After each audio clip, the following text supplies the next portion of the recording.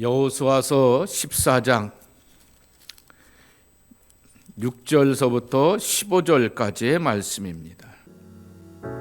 그때 유다 자손이 길갈에 있는 여호수아에게 나아오고 그니스 사람 여분네의 아들 갈렙이 여호수아에게 말하되 여호와께서 가데스 바네아에서 나와 당신에게 대하여 하나님의 사람 모세에게 이르신 일을 당신이 아시는 바라. 내 나이 40세에 여호와의 종 모세가 가데스 바네아에서 나를 보내어 이 땅을 정탐케 하였으므로 내가 성실한 마음으로 그에게 보고하였고 나와 함께 올라갔던 내 형제들은 백성의 간담을 높게 하였으나 나는 내 하나님 여호와께 충성하였으므로 그날에 모세가 맹세하여 이르되 내가 내 하나님 여호와께 충성하였은즉 내 발로 밟는 땅은 영원히 너와 내 자손의 기업이 되리라 하였나이다. 이제 보소서, 여호와께서 이 말씀을 모세에게 이르신 때로부터 이스라엘이 광야에서 방황한 이 45년 동안을 여호와께서 말씀하신 대로 나를 생존하게 하셨나이다. 오늘 내가 85세로 돼 모세가 나를 보내던 날과 같이 오늘도 내가 여전히 강건하니 내 힘이 그때나 지금이나 같아서 싸움에나 출입에 감당할 수 있으니 그날에 여호와께서 말씀하신 이 산지를 지금 내게 주소서. 당신도 그날에 들으셨거니와 그곳에는 아낙 사람이 있고 그 성읍들은 크고 견고할지라도 여호와께서 나와 함께 하시면 내가 여호와께서 말씀하신 대로 그들을 쫓아내리이다 하니 여호수아가 여분네의 아들 갈렙을 위하여 축복하고 헤브론을 그에게 주어 기업을 삼게 하매 헤브론이 그니스 사람 여분네의 아들 갈렙의 기업이 되어 오늘까지 이르렀으니 이는 그가 이스라엘의 하나님 여호와를 온전히 좇았음이라. 헤브론의 렛 이름은 기럇 아르바라. 아르바는 아낙 사람 가운데서 가장 큰 사람이었더라. 그리고 그 땅에 전쟁이 그쳤더라. 오늘도 주님 앞에 나와 예배하는 여러분들을 환영하고 축복합니다. 요새 감기들 많이 걸리시는데요. 건강들 조심하시고 평강 안에 거하는 여러분 되길 축복합니다. 우리 주변에 이런 말이 있습니다. 그 사람 정말 명석해. 그렇지만 조금 게을러, 똑똑해서 그런지 몰라도 게을러라고 하는 그러한 사람들이 있습니다. 근데 그런 사람들을 보게 되면 또 이렇게 반문해 볼 수도 있습니다. 그런 사람들이 과연 신앙이 좋을까라고 말하게 되었을 때 그렇게 좋은 평가를 받는 사람들은 주변에서 쉽게 찾아볼 수 없게 됩니다. 성경에 나오는 대부분의 믿음의 사람들이라고 하는 것이 육체의 핸디캡을 갖고 있고 삶의 사회적인 핸디캡들을 여러 가지로 갖고 있게 되지만은 하나님을 향한 열심과 열정으로 자신의 약점과 부족함을 이겨내고 극복해낸 사람들인 것을 우리는 만나게 됩니다. 갈렙, 여러분이 이 이름을 부르게 되면 당연히 민수기 13장에 나오게 되는 12명의 정탐꾼들의 사건을 기억하게 될 것입니다. 이스라엘 백성들이 출애굽한 지 2년째 되는 해에 가데스 바네아에서 가나안 땅을 정탐하고 돌아오게 되었는데 10명의 정탐꾼들은 그 땅이 기름지고 좋은 땅이지만은 그 땅이 살만한 것이 되지 못합니다 라고 고백하게 되지만은 오직 여호와와 갈렙만이 아닙니다. 그 땅이 사는 사람들이 기골이 장대하고 무기도 좋고 그리고 살아가기에는 우리가 그들을 물리치고 풀어나가기에는 감당할 수 없게 되지만은 하나님이 약속하셨고 하나님이 우리와 함께 하시면 이 땅은 약속의 땅이라 라고 이렇게 고백하게 되었던 여호수아와 갈렙, 그 갈렙이 오늘 본문의 주인공이라고 하는 것입니다. 갈렙이라고 하는 이름의 뜻은 개입니다. 어떻게 또 아버지가 아들의 이름을 개라고 줬을까라고 이렇게 생각하게 되고 한국 사람들도 개를 붙이면서 이렇게 거칠은 표현을 쓰게 되는 것처럼 유대인들도 이렇게 부정한 그러한 짐승 가운데 하나를 개와 돼지로 표현하기 때문에 그렇게 좋은 뉘앙스가 아닌 것입니다. 그래서 하나님을 향한 그의 열심이 한결같아서 주님을 위한 충견, 맹견처럼 이 갈렙 그 이름의 뜻을 이해되기도 하게 되지만은 사실은 갈렙이라고 하는 이름이 콜레브입니다. 온전한 마음, 충성스러운 마음, 충실한 마음이라고 하는 이름의 뜻이 변형이 되어서 갈렙이 되었다라고 이렇게 짐작해 볼 수 있을 것입니다. 아버지가 아들의 이름을 너는 개다라고 지을 일은 없겠죠. 그런 콜레브라고 하는 그 이름 가운데서 오게 되었던 것입니다. 6절에 보게 되면은 갈렙의 집안을 소개하고 있게 되는데 오늘 14장 6절 말씀에도 있게 되는 것처럼 그니스 사람 여분네의 아들 갈렙 그랬습니다. 그니스 혹은 그나스라고 이렇게 부르게 되는 것입니다. 이 그니스 사람들, 그나스 사람들은 에돔 족속입니다. 에돔의 조상이 누구죠? 여러분의 성경 퀴즈 에서입니다. 에서의 후예들이었고요. 가나안 땅에 살게 되었던 종족이기도 하였던 것입니다. 그런데 어떻게 갈렙의 집안이 이 에돔 족속의 후예였던 이 갈렙의 집안이 이스라엘과 함께 거하게 되고 머물게 되었는지를 찾아볼 수 있는 단서가 하나 있게 되는데 출애굽기 12장 38절 말씀에 보게 되면은 이스라엘 백성들이 하나님의 구원을 경험하게 되면서 10가지 재앙을 체험하게 되고 그리고 하나님의 정말 생명의 승리를 경험하게 되면서 출발하게 되었을 때 나오게 되었던 사람들 보게 되면은 수많은 잡족과라고 말하게 됩니다. 잡족이라고 말이 좀 뉘앙스가 별로 그렇지 않습니까? 그래서 표준세 번역이나 공동 번역이나 다른 번역에 보게 되면은 다른 여러 민족들과 함께 양과 소와 심이 많은 가축을 이끌고라고 이렇게 소개하여 주고 있는 것입니다. 이스라엘의 노예가 되었던 여러 민족들 가운데 6월절에 하나님을 10가지 재앙 가운데서 마지막 재앙이었던 6월절의 하나님을 함께 경험하게 됩니다. 그리고 하나님은 이스라엘의 하나님은 자기 백성들을 향하여서 해방시키려고 하시는 출애굽의 하나님 그리고 약속의 하나님이라고 하는 것을 함께 경험하게 되면서 이스라엘 사람들과 함께 탈출하려고 하였던 무리 가운데 그니스 집안의 사람들도 함께 포함되었고 그리고 그들은 유다 지파에 소속되어서 그 사람들과 함께 살아왔다라고 하는 것을 찾아보게 되는 것입니다. 아까 조금 전에 사진 하나 이렇게 올려놓게 되었는데요. 설명 하나 드린다라고 하게 되면은 이쪽에 이제 이쪽입니다. 이쪽에 보게 되면은 요단강이 이렇게 있게 되는데 이쪽이 동편이고 여기가 서편입니다. 이 동편에 있어서 먼저 머물고 정착하게 되었던 두 지파 반이 있습니다. 루벤 지파와 갓 지파와 므낫세 반 지파가 이렇게 머물게 되었죠.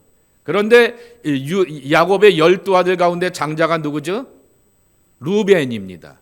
맨 12아들 가운데 첫 번째가 루벤인데 루벤이 이 하나님의 약속을 따라서 여기 이 땅으로 이렇게 정착하며 자리 잡겠습니다라고 하는 것이 아니라 먼저 눈앞에 보게 되니까 이렇게 갓지파와 므낫세 반지파 마길 자손들과 함께 의기투합하여서 요단강을 건너지 않고 여기에 그냥 머물게 되었던 것이죠. 그리고는 제일 먼저 오늘 말씀해 보게 되면은 소개되는 지파가 바로 유다 지파입니다.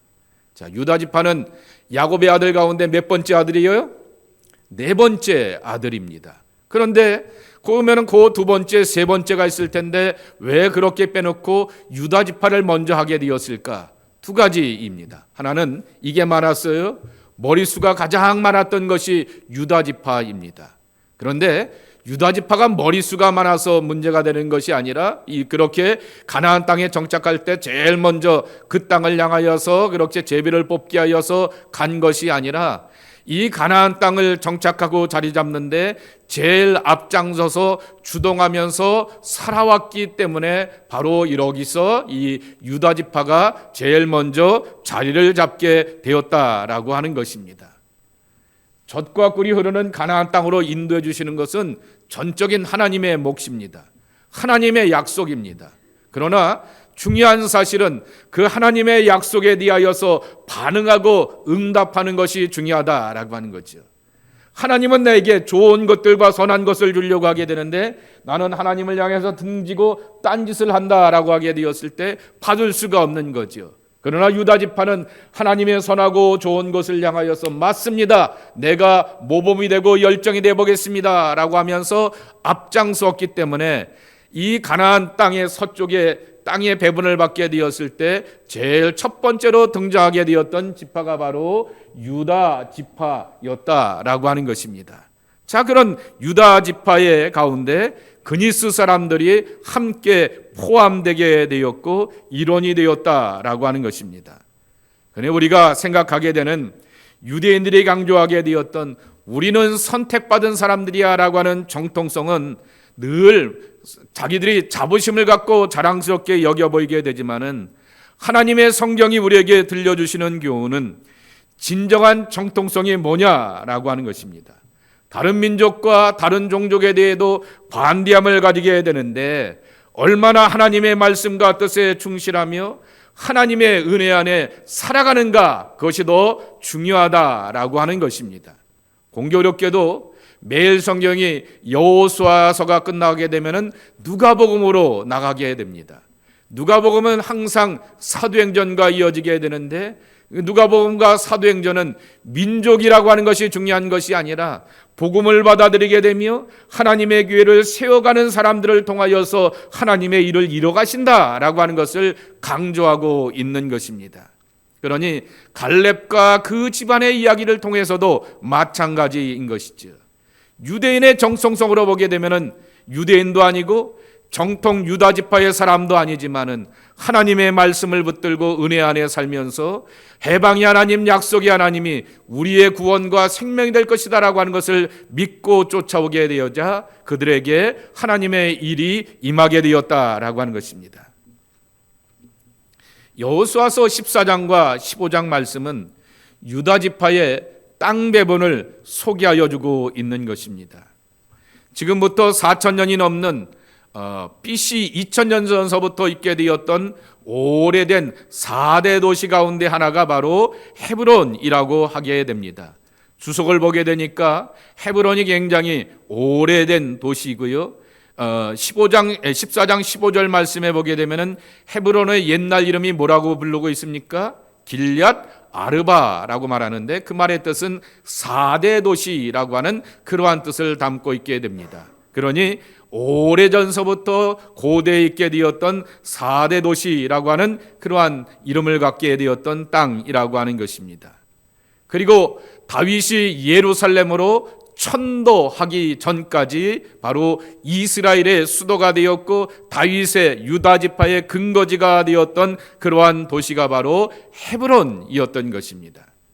이러한 중요한 시작과 그리고 땅의 거점을 확인하게 되었던 것이 바로 갈렙의 헌신과 충성 가운데서 경험되었다라고 하는 것입니다. 오늘 갈렙은 민수기 13장과 14장에 나오게 되었던 12명의 정탐꾼의 사건을 그대로 소개하게 되면서 11절에 보게 되면 이렇게 고백하고 있습니다. 하나님께서 오늘도 내가 여전히 강건하니 내 힘이 그때나 지금이나 같아서 싸움에나 출입에 감당할 수가 있겠습니다 라고 말하게 됩니다.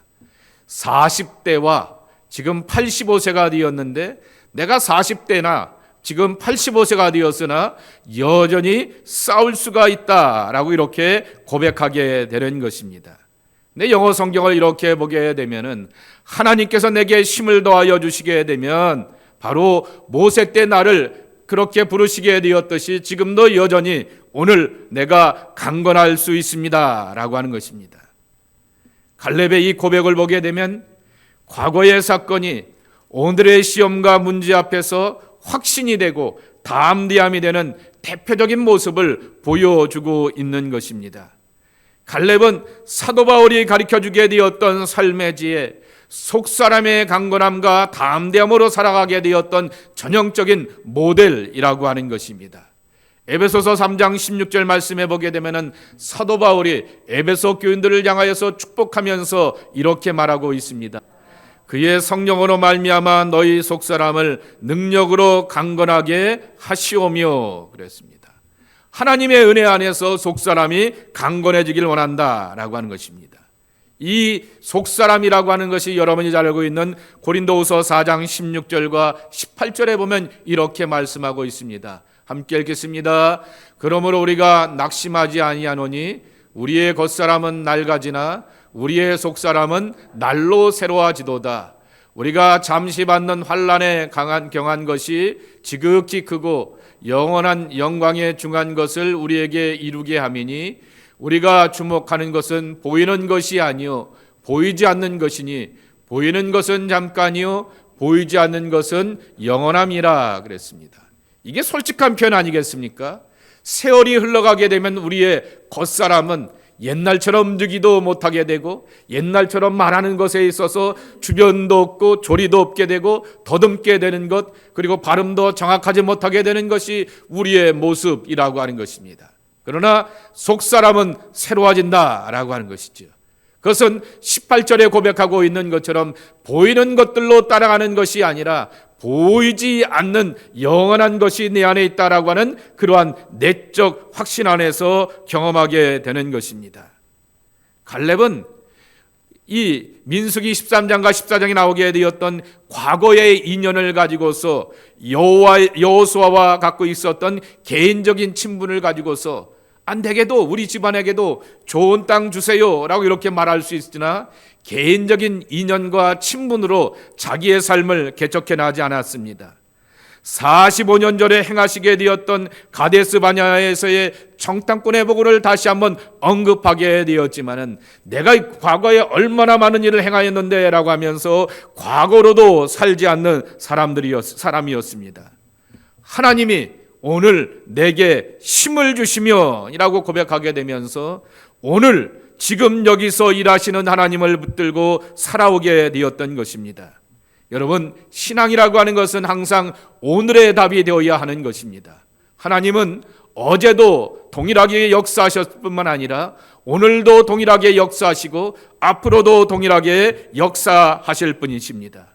우리가 믿는 하나님은 오늘의 하나님이 되어주시고 오늘 지금 여기서 우리가 갖고 있는 삶의 문제와 헤브론과 같이 개척해야 될, 감당해야 될 삶의 숙제들 앞에서 지혜가 되시고 용기가 되시는 하나님이라고 하는 것입니다.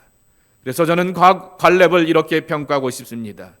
과거로 살지 않고 오늘을 향하여서 힘을 다하여 살아오게 되었던 하나님의 사람 갈렙이라고 하는 것입니다. 이런 갈렙은 제일 먼저 하나님의 약속을 변함없이 믿어왔다라고 하는 것입니다. 오늘 9절 말씀해 보게 되면은 그날에 모세에게 맹세하여 이르되 내가 내 하나님 여호와께 충성하였은즉 내 발로 밟는 땅은 영원히 너와 내 자손의 기업이 되리라 이렇게 고백하고 있는 것입니다. 45년 전에 겪게 되었던 그러한 모세를 통하여 주시게 되었던 약속입니다. 밟는 것의 땅은 내가 영원히 차지할 목이 될 것이다 라고 하는 것은 고대 근동에 땅을 사고 팔게 되었던 계약 방식이라고 하는 것입니다. 이게 몇 스퀘어핏이에요? 이게 몇 평이에요? 그거를 지금은 다 이렇게 등기소에 등기가 되어 있는 것을 알 수 있지 않습니까? 저도 온타리오에 등기소가 있는 것을 교회 땅 때문에 이렇게 확인하게 되었어요. 보니까 다 온타리오도 등기소가 다 있더라고요. 가서 이렇게 인터넷으로 뒤져보게 되면은 다 지역과 주변들이 이렇게 나오는 것을 확인하게 되었습니다. 측량기구가 없으니 어떻게 이 땅을 이렇게 사고 팔까라고 말하게 되었을 때 밟는 만큼입니다. 얼마 파실라고 그랬는데요 라고 하게 되었을 때 내가 이렇게 한 바퀴를 땅을 밟으면은 이만큼이 내가 팔려고 하고 살려고 하는 땅이니 거래합시다 라고 하는 것입니다. 그러니 여호수아를 통하여 갈렙을 통하여서 내 발로 밟는 땅은 영원히 너와 내 자손의 기업이 되리라 라고 하는 것은 땅의 주인 되신 하나님께서 아브라함 때부터 보여주시게 되었던 언약의 성취가 자기의 삶에도 이루어질 것을 확신하게 되었던 것입니다. 창세기 13장 17절 말씀해 보게 되면은 내가 동서사방을 바라보면서 내가 밟는 것만큼 내가 내게 주리라 라고 말씀하여 주셨듯이 하나님께서는 이 여호수아와 갈렙에게도 같은 약속을 주셨다라고 하는 것입니다. 믿음의 지속성을 갖는다라고 하는 것은 쉽지 않은 신앙의 선택이고 꾸준한 훈련 가운데서 경험되게 되는 것입니다. 때로는 내적으로, 때로는 외적으로, 때로는 육체적으로, 때로는 영적으로 여러 가지 공격과 해방을 받기도 하게 되고 사탄의 방해를 받게 되는 것이 우리들의 신앙과 삶의 자리라고 하는 것입니다. 그러한 방해와 공격 가운데서 한결같은 신앙을 지킨다라고 하는 것은 쉽지 않은 모습이라고 하는 것입니다.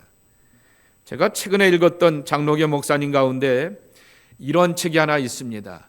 송영원이라고 하는 분이 쓰게 되었던 사이에서라고 하는 그러한 책입니다. 모든 사람들은 사이에서 산다라고 하는 거죠. 그래서 새벽 예배 때도 말씀을 드렸듯이 인간, 시간, 공간, 이것 때문에 우리가 살아가는 삶의 공간, 삶의 자리 아니겠습니까? 사람과 사람 사이에서 나라고 하는 존재가 드러나게 됩니다.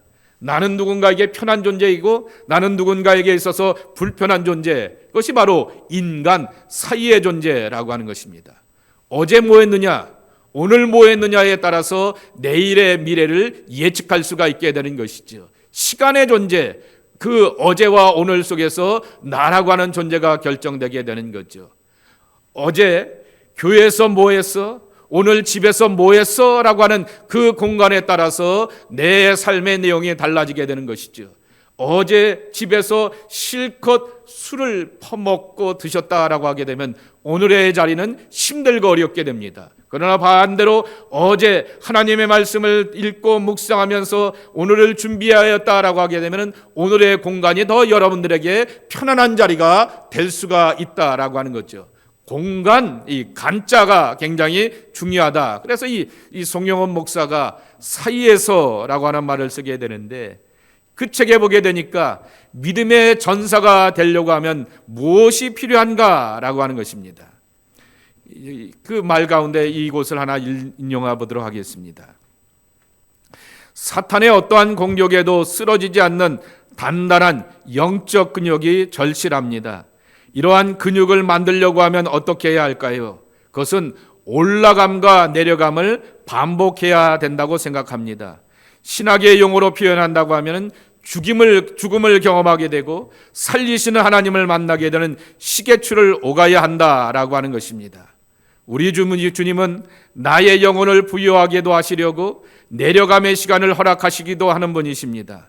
또 위로를 주시려 올라감의 시간도 베풀어 주십니다.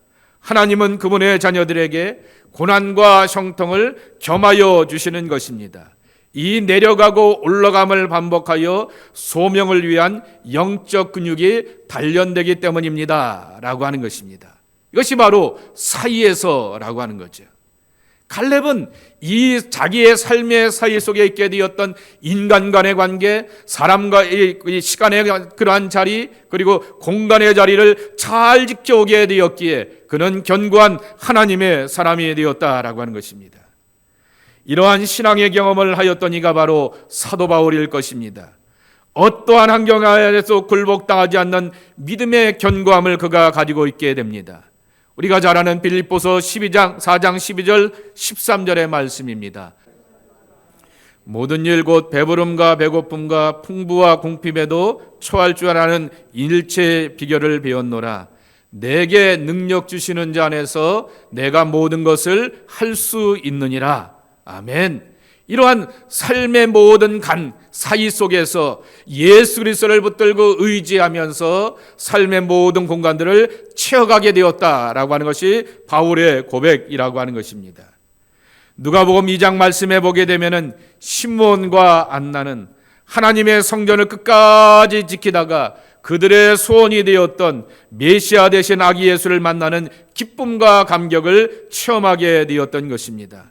하나님의 말씀과 약속은 어떠한 모습이든지 간에 반드시 성취된다라고 하는 것입니다. 오늘 갈렙도 그것을 알고 있었기 때문에 45년 전에 그 약속을 다시 한번 떠올리면서 하나님의 일하심을 구하게 되었다라고 하는 것입니다. 두 번째로 갈렙을 이렇게 소개하고 싶습니다. 거인보다 더 큰 믿음의 거인이었던 갈렙입니다. 신앙은 항상 기도와 말씀이라고 하는 거울 앞에서 자기 자신을 읽어내어야 하는 것입니다.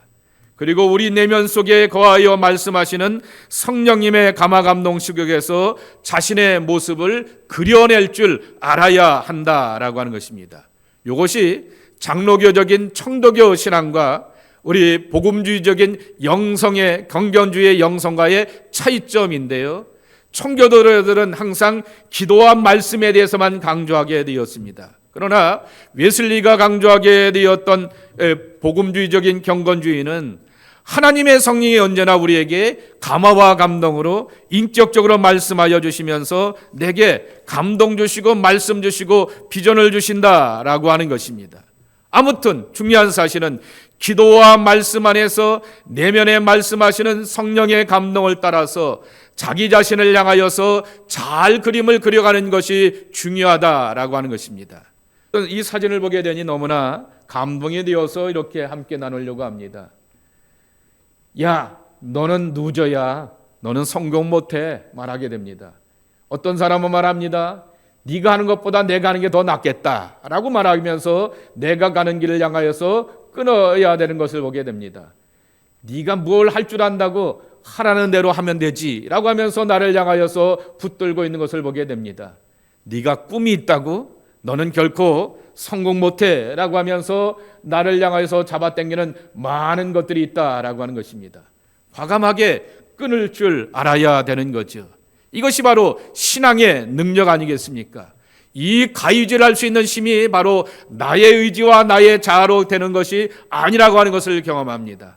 하나님의 성령이 내게 내적인 확신을 허락하여 주셔서 말씀의 그러한 가위를 가지고서 기도의 힘과 능력과 성령의 음성을 따라서 끊어내게 되는 것입니다. 오늘 12절 말씀에 보게 되면 이런 말씀이 있게 되는 것입니다.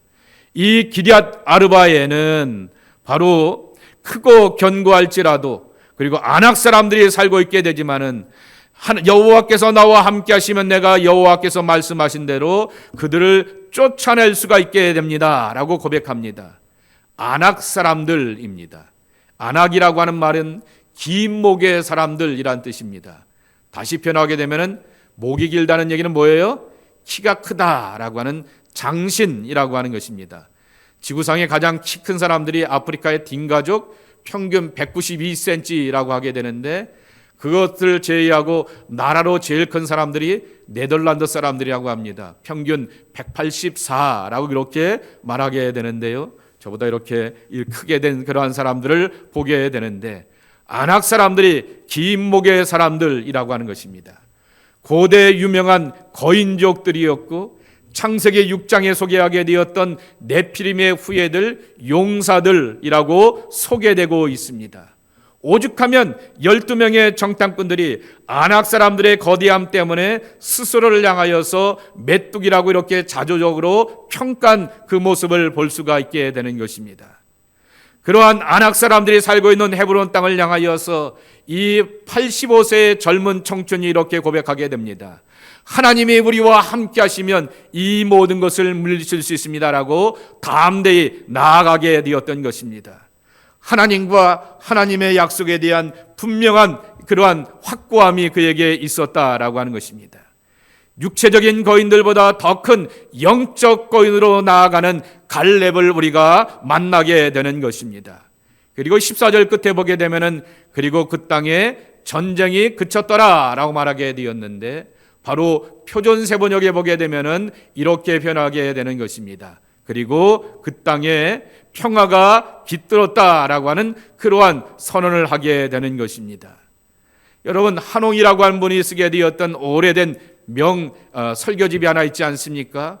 거인들의 발자취라고 하는 한홍 목사의 설교집에 보게 되면은 여기에 이렇게 소개하게 됩니다. 엘리트와 리더의 차이를 보게 되는데, 엘리트는 자기 성공을 위하여서 움직여가는 출세지향적이고 성공지향인 사람이지만은 영적 거인이 된다라고 하는 것은 타인과 더불어서 하나님의 나라를 세워가고 이루어나가는 것을 경험한다라고 하는 것입니다.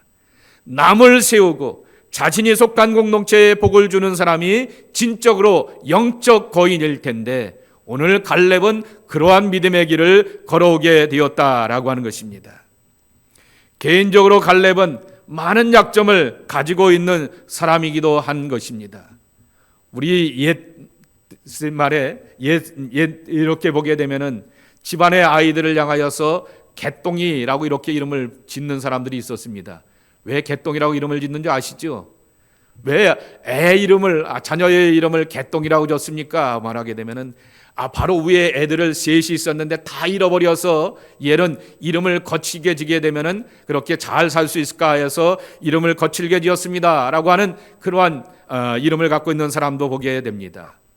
갈렙, 그것이 바로 충성스러운 이름이라고 하는 뜻을 갖고 있게 되지만은 그의 이름은 개라고 하는 것입니다. 그리고 그의 집안은 약점이 많았습니다. 그러나 하나님을 믿고 따르는 충직한 모습이 그의 연약함을 다 덮게 되었다라고 하는 것입니다. 이것이 하나님의 은혜 아니냐라고 하는 것이죠. 과거의 약점이 있음에도 불구하고, 우리의 연약함이 있음에도 불구하고 하나님께서 나를 사랑하여 주시고 구원하여 주시고 택하여 주시게 되면은 하나님의 은총이 나를 덮는다라고 하는 것입니다. 우리가 삶의 약점들을 어떻게 덮고 세상에서 담대하게 살 수 있는가? 갈렙이 가르쳐주고 있는 것입니다. 오늘 14절에 보게 되면 이렇게 갈렙이 고백하게 됩니다. 여호와께서 나와 함께 하시면 내가 여호와께서 말씀하신 대로 아낙 사람들을 헤브론 땅에서 쫓아내겠습니다 라고 고백합니다. 조건을 단 것이 아니라 경험 가운데서 이루어지게 되었던 고백이라고 하는 거죠. 진정한 임마누엘의 신앙의 가치와 의미를 전쟁터에서 경험하였던 사람이기에 하나님과 함께하는 그 힘과 은혜를 가지고서 충성스럽게 이겨나가게 되었다라고 하는 것입니다. 그러니 저와 여러분은 연약함이 있다 할지라도, 약점이 많다 할지라도 오늘 하나님이 살아계셔서 나와 함께 동행하시고 인도하시면 내게도 힘이 있고 지혜가 있어서 세상을 이길 자로 살 수 있는 것을 고백하며 주님과 함께 세상을 이기는 자로 살아가는 갈렙의 축복이 여러분 모두에게도 임하기를 주님의 이름으로 간절히 축복합니다. 하나님 아버지 감사합니다. 주님으로 이기고 주님으로 승리하는 갈렙의 역사가 우리 안에 경험되기를 원합니다. 임마누엘 되신 하나님, 오늘 나와 함께 동행하여 주시어서 하나님의 승리를 맛보는 약속의 자녀들 되게 하여 주옵소서. 예수님의 이름으로 간절히 축복하며 기도합나이다. 아멘.